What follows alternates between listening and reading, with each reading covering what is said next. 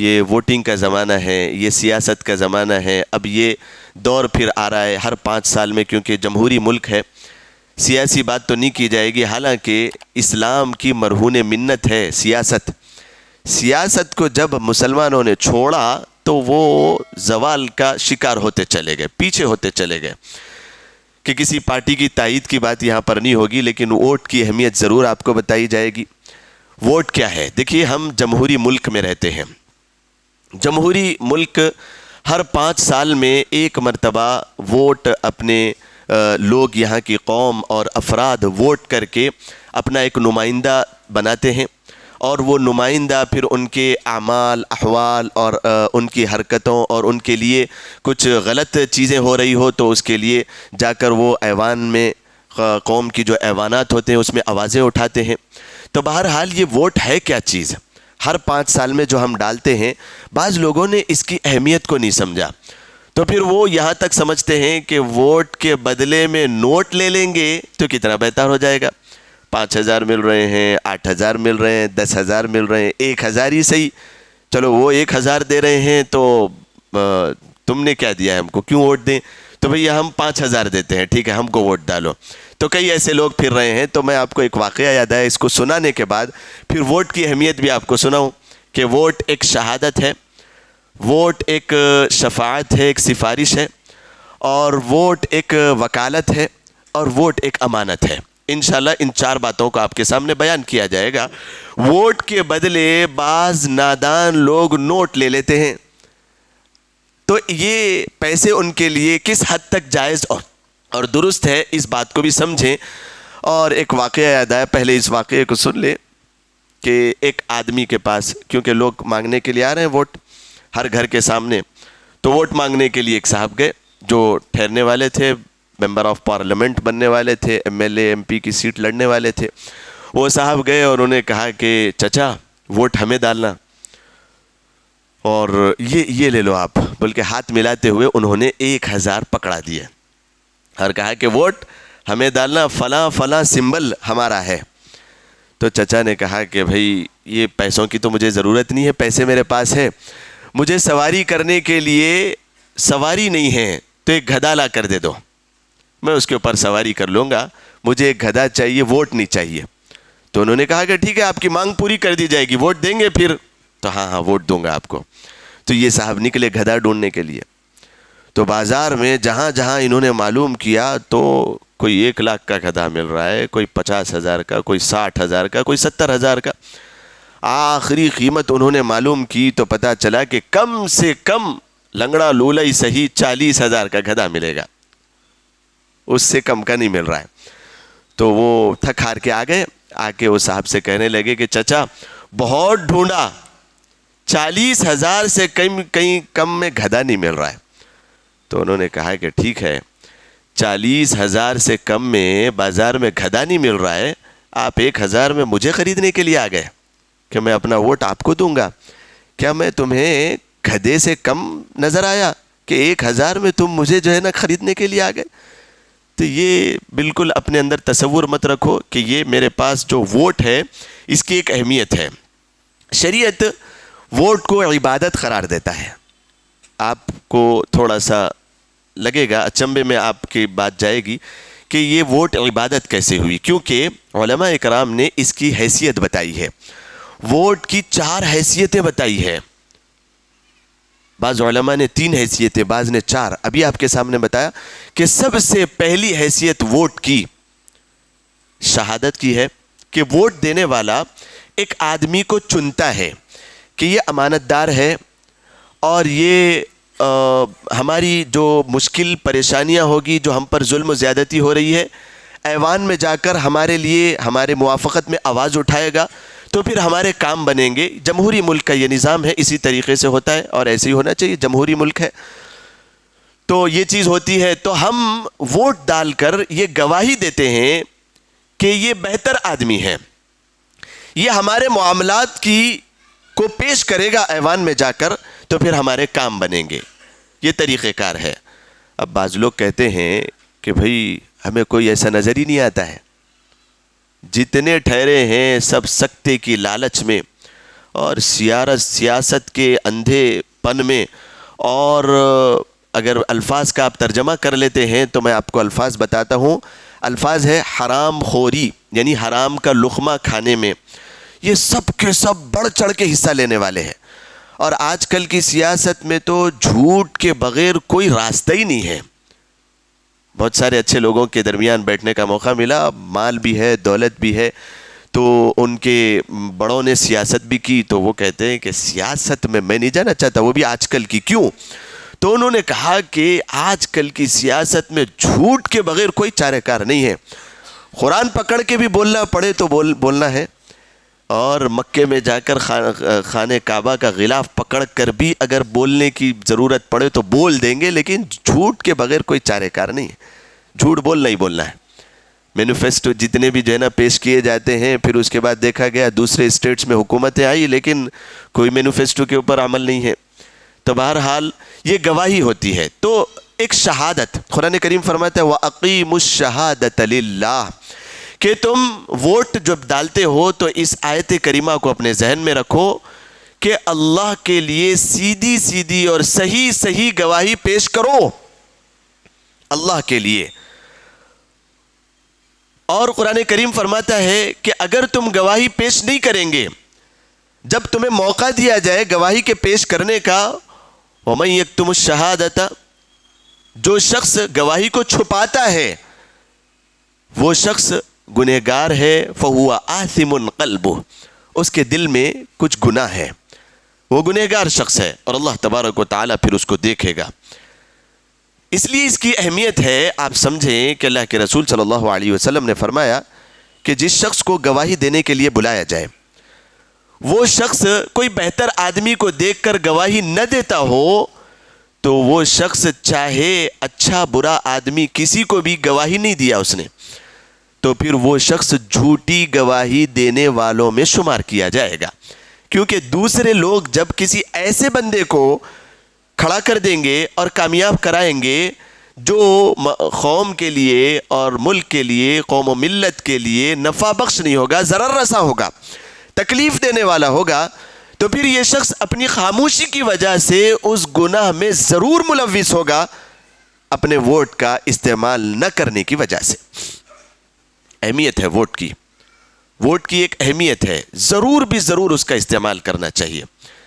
تو قرآن کریم میں جتنی بھی گواہیاں اور جتنی بھی اہمیت شہادت کی بتائی گئی ہے، میں بتا رہا تھا یہ بات کہ بعض لوگ کہتے ہیں کہ مفتی صاحب ایسا کوئی نظر ہی نہیں آتا ہے. جن کو تحقیق ہے، جو یہ بات سمجھتے ہیں کہ ایک طرف اگر دیکھا جائے تو مسجدوں کو ڈھانے والا، اور ایک طرف اگر دیکھا جائے تو اپنے وعدوں کو پورا نہ کرنے والا، تیسری طرف اگر دیکھا جائے تو جھوٹ پہ جھوٹ، جھوٹ پہ جھوٹ، جھوٹ پہ جھوٹ بولتے ہی چلے جانے والا. یعنی جس طرف نظر کرے کہیں نہ کہیں ان کو خامی نظر آتی ہے. کیونکہ ایک مسلمان کو تو عالمگیر ہونا چاہیے، ایک مسلمان کو اندھا اور بہرا نہیں ہونا چاہیے، اور قوم کے بس ایک زمین پہ بوجھ بن کے زندگی گزار رہا ہے، ایسا نہیں ہونا چاہیے. قوم کی فکر جس کے اندر نہیں ہے، امت کی اور ملت کی فکر جس کے اندر نہیں ہے، وہ زمین پہ بوجھ ہی ہے. میرے بچے باقی سب لچے، میرا بھلا باقی سب منع. تو ایسے لوگوں کے متعلق قرآن کریم فرماتا ہے کہ یہ لوگ زمین پہ بوجھ ہیں، یہ لوگوں کی زمین پہ ضرورت نہیں ہے. اللہ کے رسول علیہ الصلوۃ والسلام نے اس کو فرمایا خیر الناس من ينفع الناس، تمہیں بہترین لوگ وہ ہیں جو دوسروں کی بھلائی کے لیے کام کریں. دوسروں کی بھلائی کے لیے تم آئے میدان میں، نوٹ لے کر بیٹھ گئے، ووٹ بھی نہیں دے رہے ہیں. تو بہرحال بات یہ چل رہی تھی کہ ووٹ دینے میں اگر ایک آدمی بہت ہی خامیوں کا مستحق آپ کو نظر آتا ہے تو نئی ماموں سے نکٹے ماموں، آپ نے سنا ہوگا کہ کچھ اچھا صحیح اس کو ووٹ دینا چاہیے، کچھ بہتر صحیح، دوسروں سے کچھ بہتر. پھر اگر وہ بھی آپ کو اس کے اندر زیادہ خامیاں نظر آتی ہے، مفتی صاحب اتنی تحقیق کرنا ہے، ضرور کرنا ہے. عبادت کے درجے تک ہے ووٹ کی اہمیت. 4 نام جو میں نے دیا، شاید ہو سکتا ہے کہ وقت ہونے سے پہلے میں آپ کو اس کی حقیقت بتا دوں. سب سے پہلی چیز شہادت، شہادت کا درجہ ہے ووٹ کو. دنیاوی چیز سمجھتے ہیں لوگ، یہ دنیاوی چیزوں میں تو جاتا ہی نہیں، ان میں میں کیوں پڑھوں، کہیں ایسا نہ ہو کہ غلط کو ووٹ دے کر میں جو ہے نا پھنس جاؤں۔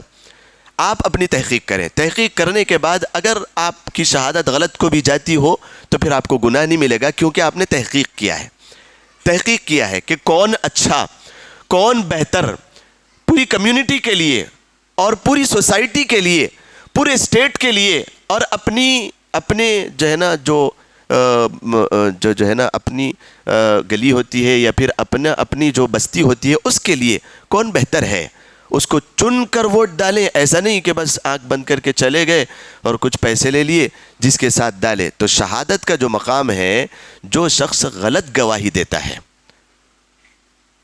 غلط گواہی دیتا ہے، اللہ کے رسول علیہ الصلوۃ والسلام نے فرمایا کہ 10 سال اگر کوئی بندہ روزہ رکھے، اس کو جو نیکیاں اور جو ثواب ملتی ہیں، اور 10 سال تک کوئی بندہ گناہوں میں گزارے، یہ دونوں مثال کو آپ یاد رکھیں شہادت کے لیے، کہ ایک بندہ صحیح گواہی دیتا ہے، کسی کے لیے سفارش کرتا ہے، کسی کے لیے وکالت کرتا ہے، یعنی اپنی رائے دہندگان کو وہ جو ہے نا رائے دیتا ہے، پیش کرتا ہے، تو جس شخص کو 10 سال روزہ رکھنے کا جو ثواب ملتا ہے، ایک صحیح سفارش کرنے کی بدولت اس کو اتنی نیکیاں ملتی ہے۔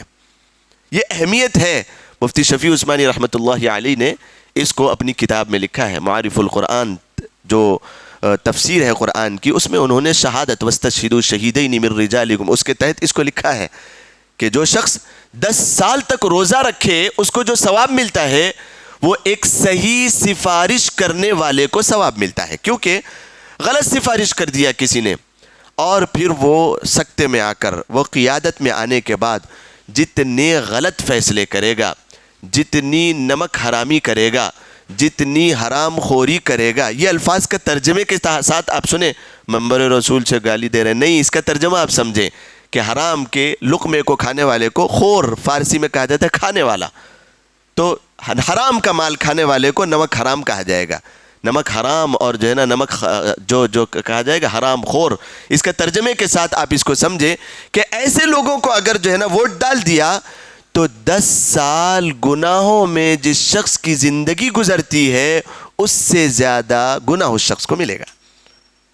آپ یاد رکھیں، غفلت کے ساتھ نہ گزارے اس وقت کو، صبح کے وقت نکلے، شام تک اس کا جو ہے نا موقع ملتا ہے، شام تک اس کا موقع ملتا ہے، جو اپنے ذہن میں آ رہا ہو کہ آپ نے کسی کو دیکھا، کسی پارٹی کی تائید بہرحال نہیں کی جائے گی، آپ کے ذہن میں جو آ رہا ہے، اس میں اختیار ہے، اتھارٹی ہے، جس کو آپ چاہے دے، اپنے اختیار سے، پیسے لے کر نہ دے۔ ہاں، وہ پیسوں کے متعلق میں بتا رہا تھا کہ وہ پیسے جو 5,000 10,000 میں آپ نے لے لیا ہے وہ پیسے حرام کے ہیں، اس سے پھر جو شخص آدمی کچھ ایک لقمہ بھی کھائے گا 40 سال تک اس کی عبادت قبول، 40 دنوں تک اس کی کوئی عبادت قبول نہیں کی جائے گی۔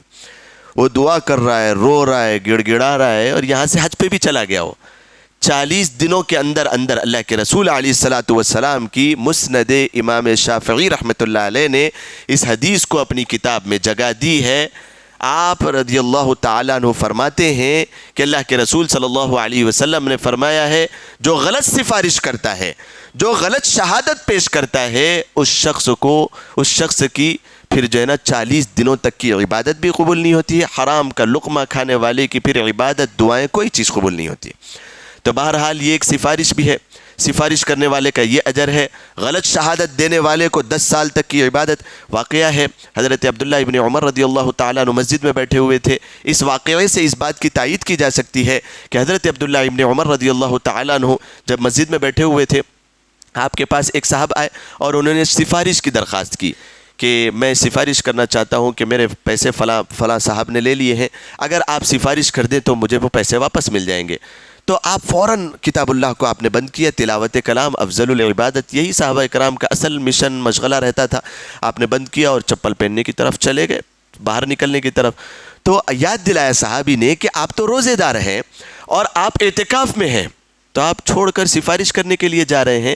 تو آپ نے فرمایا قال هذا صاحب قبر، کہ اللہ کے رسول علیہ الصلوۃ والسلام کی قبر مبارک از روضہ مطہرہ کی طرف اشارہ کرتے ہوئے فرمایا کہ اللہ کے رسول علیہ الصلاۃ والسلام کے وہ الفاظ ابھی بھی میرے کان میں دوڑ رہے ہیں.